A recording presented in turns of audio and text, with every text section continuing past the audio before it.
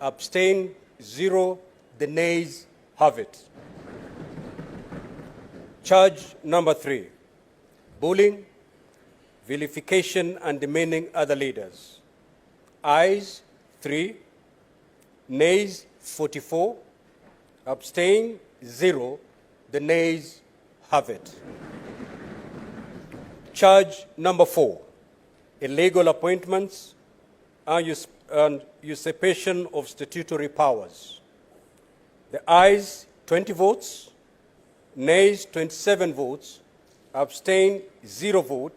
The nays have it. Charge number 5, contempt of court.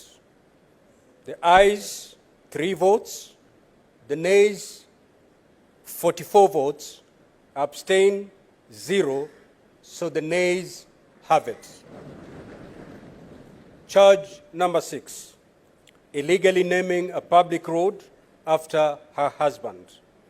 Ayes 4 votes, the nays 43 votes, abstain 0, so the nays have it. Charge number 7, contempt of the assembly. Ayes 10 votes, nays 37 votes, abstain 0, so the nays have it. Now, honorable senators, Section 33(7) of the County Governments Act provide as follows. If a majority of all members of the Senate vote to uphold any impeachment charge, the governor shall cease to hold office.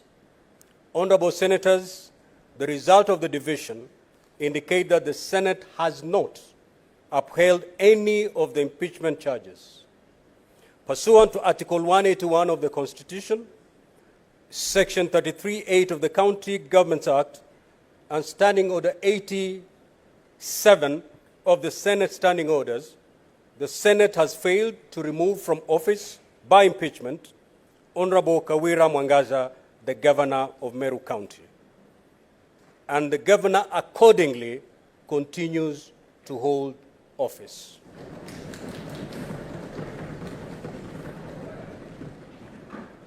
You may now withdraw the bars and open the doors. Now, to the parties, you shall stay seated as the senators exit the chamber.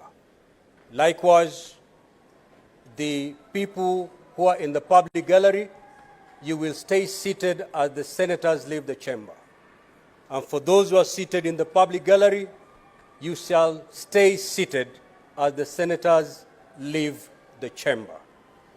Honorable senators, you may now rise.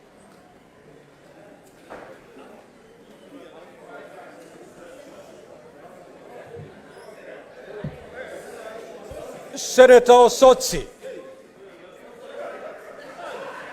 Orders, Honorable